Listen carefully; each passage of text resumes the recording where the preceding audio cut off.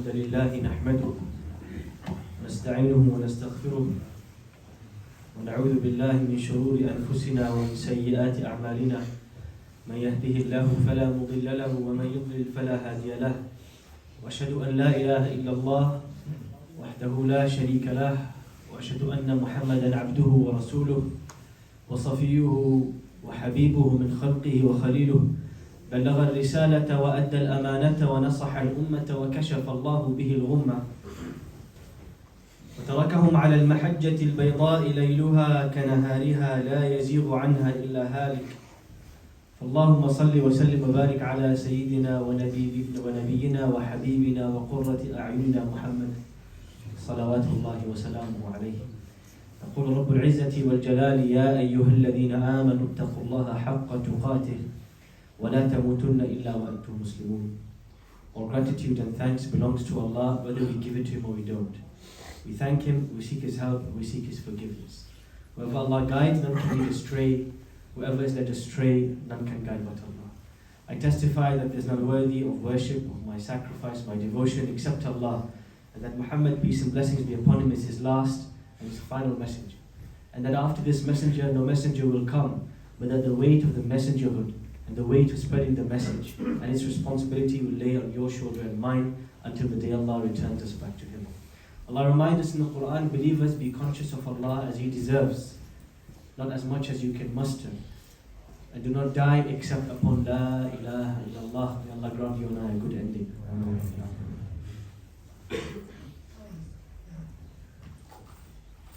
It is only a few years after the Muslims have arrived in Medina, and a battle takes place where Medina is completely encircled, completely surrounded by not just the Meccans, but by many, many tribes that have come together, that have allied with each other, signed agreements in order to gang up against the Muslims of Medina.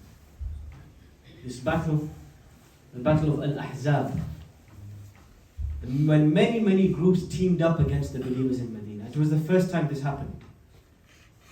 10,000 enemies and only 3,000 Muslims. Surrounded from every angle. Surrounded from all directions. Everywhere the eye looks, you just see horses, you see swords, you see armed men. This situation, when the believers were surrounded from all angles, was one of the most testing moments in the history of Islam and the life of the Prophet ﷺ. And when we reflect on this situation, we have to look at it from many angles. Because there are moments in our lives when we also feel surrounded, when we also feel trapped, when we feel cornered, when we find ourselves in an unfortunate situation, misfortune, when we end up with loans, we end up with debt, we end up in trouble, our marital lives, our marriages are in difficulty, our children rebel against us, something or the other, and they pile up one after the other, and we find ourselves surrounded, cornered by hard times, by difficult times. We have now the cost of living crisis. We have winter that is swiftly upon us. We have our situation in Palestine. This year we went through multiple floods in Indonesia, in Libya. We went through earthquakes in Morocco. In many ways, some of us individually, we feel the weight and the pressure from so many angles. Where do we run? And it is in this moment we have to look at what happened on this day in Islamic history. The moment in which the believers in Medina were surrounded from all directions. Allah subhanahu wa ta'ala narrates the story for us. إِذْ جَاءُوكُم مِّن فَوْقِكُمْ وَمِنْ أَسْفَلَ مِنكُمْ. When your enemies came to you, or believers, from above you and from below you. وَإِذْ زَاغَتِ الْأَبْصَارُ وَبَلَغَتِ الْقُلُوبُ الْحَنَاجِرِ. When your eyes began to tremble and your hearts reached your throats. وَتَظُنُّونَ بِاللَّهِ الظُّنُونَ. And you begin to think negatively about Allah. هُنَالِكَ ابْتُلِيَ الْمُؤْمِنُونَ. On this day, the believers were really tested. وَزُلْزِلُوا زِلْزَالًا شَدِيدًا. They weren't just tested, they were shook by the situation that had come upon them. Allah says their hearts reached their throats. You know when your heart is beating so fast that it feels like a hammer is pounding on your chest. That's how they were feeling in this moment. As they looked above them, arrows were raining upon them. As they looked left, right, center, behind, everywhere they were surrounded. Last night, if you check the news, the Israeli Defense Forces say that they have surrounded Gaza. Wallahu min wara'ihim muhit. But Allah subhanahu wa ta'ala has surrounded us all. Nobody can surround without being surrounded by Allah Himself. This is the situation we live and the situation we see. And we have to reflect on that child in Gaza, sitting there in the pile of rubble, surrounded from all directions. That mother in Gaza, sitting, that baby in her lap, surrounded in all directions, or so claimed. The bombs raining from all directions. When they read these verses, they really feel the pain.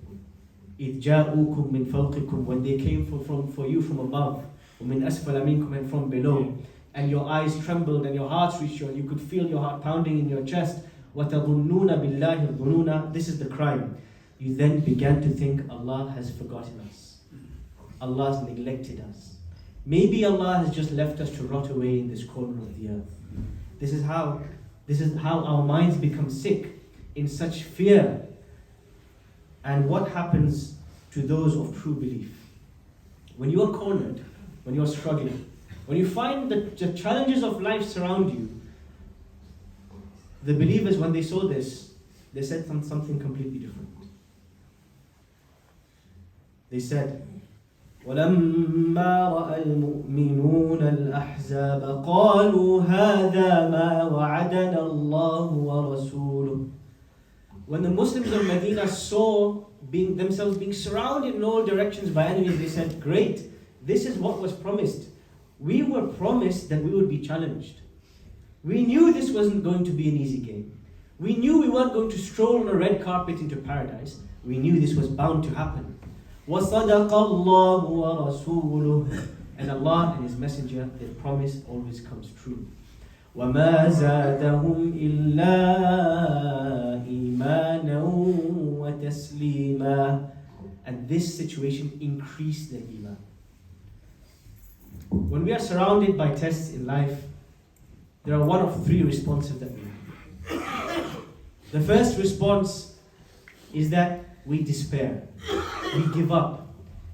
We say, why would Allah do this to me? How could this happen to me? And we drown in the pit of sadness and sorrow. The second response is that we persevere. We tolerate it.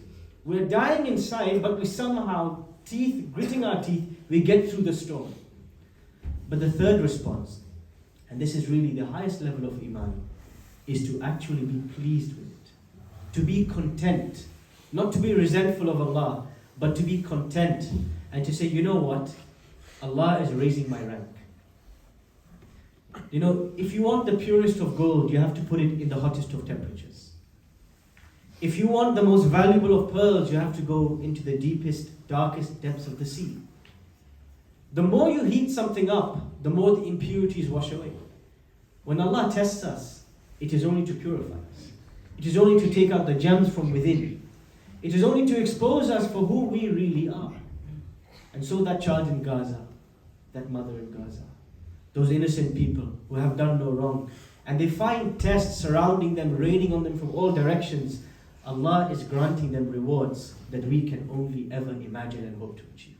Allah is raising their rank in a level of paradise that you and me, we would probably never even see.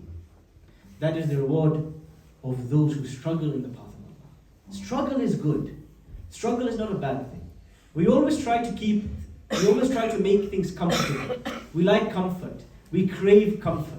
But sometimes when we crave comfort, we become too relaxed. We become complacent. So Allah subhanahu wa ta'ala throws a spanner in the engine to say, hey, this is actually what you need. You need to be on your toes. Don't take things too light. When the score is high, the batsman relax. When you have a high lead, when a team is winning 5-0, the team gets complacent. And how often there's a big comeback afterwards. when we get complacent, Allah gives us tests to teach us that lesson. It is only when you are surrounded from all corners that the real you will show. How do you behave under pressure? How do you behave under test? And this is what our people, our brothers and sisters in Gaza are going through. But when all of that comes together and they are surrounded, they can only hold on to one thing and one thing only. Sadaqallahu wa Rasul. Allah's promise will be fulfilled. Allah is truthful. And Allah promised us that He will get us out of this. And Allah promised us that the believers will always be successful. It may take 5 years, it may take 50 years, it may be 500 years. But history shows Allah's promise is true. It took Algeria 130 years to exit French occupation. It took Malaysia, Indonesia, Somalia, Libya, how many countries in the world? It took them almost a century or more, but eventually they were free from foreign occupying forces. This is the promise of Allah. Anybody who comes into a land and takes people's homes and oppresses them, Allah has promised a day will come when they will leave running away. And that is the promise of Allah. And when the believers stood in Medina, only 3,000 of them, surrounded from all directions by multiple tribes, the Confederates, loads of groups ganged up on them, and they were terrified. The true believers looked at this and they said, you know what? Allah promised us something, and Allah never breaks His promise. We will not despair in Allah. We will not lose hope in Allah. Allah sends the sunlight every day. He brings the child out of the womb. He brought me from nothing into life. He sends the rain from the sky. He can split the sky asunder. This is His kingdom, and He will do in it as He wishes. This is what we call al-yaqeen, to have certainty in Allah. When all the statistics are going against you, and all the forces have gathered against you, to demonstrate this one thing, this one skill, this unwavering hope in Allah, this is the mark of a believer. Let the entire universe gang up. Maybe I have no wealth to my name. Maybe I have lost my job. Maybe I'm struggling in my marriage. Maybe I can't breathe. Maybe I'm on a hospital bed and I'm in cancer stage 4. But I will not lose hope in Allah. Zakaria alayhi salam, after 90 years of asking Allah for a child, he says to Allah, وَلَمْ أَكُمْ بِدُعَائِكَ رَبِّ شَقِيًّا. Oh Allah, I might lose hope in this treatment and that medicine, but I will not stop asking you, because I will never lose hope in Allah. Never lose hope in Allah. Never give up, never despair in the mercy of Allah. Allah is the King, and all other kings are under His control. أقول قولي هذا وأستغفر الله لي ولكم فيا فوز المستقيم.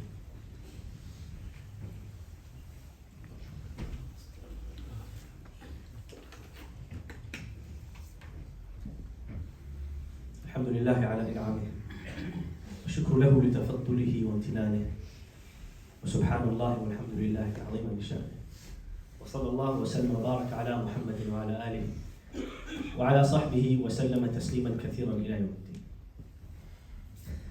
When you see a picture of somebody in Palestine, every building around them is destroyed, but they are standing in salah praying 2 rakahs. We realize a number of lessons. The first thing is that when the times get tough, it exposes how much certainty we really have in Allah. Some of us fold like a pack of cards, and others from us, it only strengthens our resolve and hope in Allah. That is what Iman really means. Iman is not about what your salah is like on a nice day off, when the weather is nice, and you're sat there doing nothing, and you get all your salahs on time. That's not the test of Iman. The test is what happens under pressure. What happens when you're running a restaurant and the restaurant gets busy but it's time for salah? What happens when you're at work and there's meetings, 6 meetings back to back, and you need to sneak off for 10 minutes to pray? What happens when push comes to shove, when you get squeezed, when you get pushed, when you get tested, when you're stressed, when you're losing sleep, when you're losing money? What happens then? This is really the test. And this is why Allah promises us He will test us. It is the sunnah of Allah. It is the unwritten rule in the book. وَلَنَبْلُوَنَّكُمْ. Allah says, I am definitely going to test you. حَتَّى نَعْلَمَ الْمُجَاهِدِينَ مِنْكُمْ. then how else will I know who are the real, those who are willing to struggle for my sake? وَالصَّابِرِينَ وَنَبْلُوَ أَخْبَارَكُمْ. How will Allah subhanahu wa ta'ala see? How does He filter between those who have resolve, strength, patience, and those who are going to fly like a feather in the wind at the lightest breeze? Allah promises us He will test us with loss.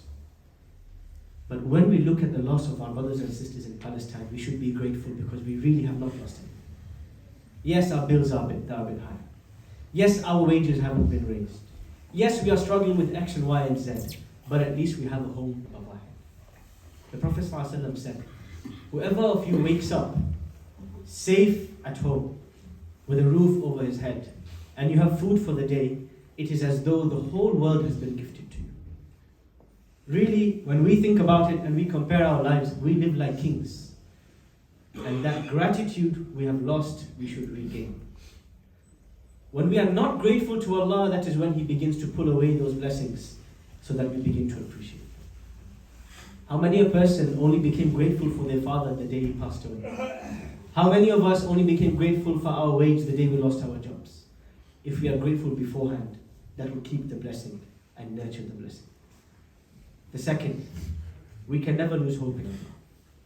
Whatever happens to our brothers and sisters in Palestine, and however bad the destruction is, we know that Allah works in decades and centuries, and we know that Allah subhanahu wa ta'ala will one day free Palestine from the oppression and the occupation that is against international law, and that has been going continuously for decades and decades, because we trust the promise of Allah.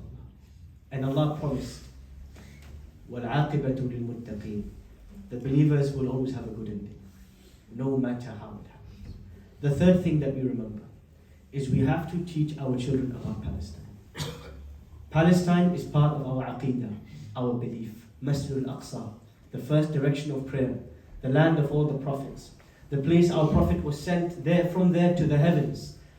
This part of our beliefs should never be erased. We now have a generation who have generational insomnia, amnesia. We have a generation who has forgotten Palestine. But we cannot let our children forget Palestine, nor our grandchildren. They may erase it from the map. They may erase the rights of our brothers and sisters there, but they cannot erase Al-Aqsa in our hearts. Subhanalladhi asra bi'abdihi laylan min al-Masjid al-Aqsa min al-Masjid al-Haram ila al-Masjid al-Aqsa alladhi barakna hawla. This is in the Qur'an. It will stay in our hearts forever.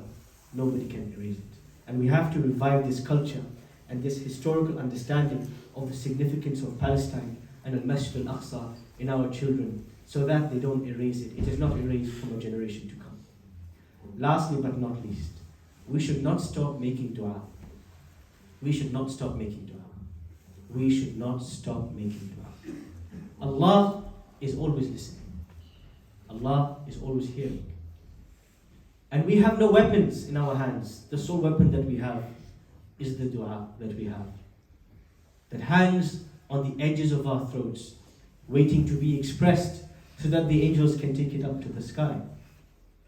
Imam al-Shafi'i said, أَتَهْزَأُ بِالدُّعَاءِ وَتَزْدَرِيهِ وَمَا تَدْرِي بِمَا صَنَعَ الدُّعَاءُ. Don't belittle and underestimate the power of your supplication. One dua raised a nation, another dua brought it down. Dua has granted infertile parents children, and dua has caused the end of people's lives. This is the only weapon we have. If you have ammunition, if you have a gun and you're in a gunfight and you have one bullet, how can you not use that bullet? Dua is our only bullet. It is our only weapon, and it is the most powerful weapon that we have. اللهم انصر إخواننا في فلسطين. اللهم كن لهم وليا ونصيرا. اللهم إنا نسألك العفو والعافية. نسألك الجبر والقهر يا قهار يا جبار يا رب العالمين. اللهم إنا نسألك نصرا مؤزرا، ونسألك أن تغفر لنا ذنوبنا وأن تعفو عنا سيئاتنا. إنك أنت الغفور الرحيم. وقوموا إلى صلاتكم.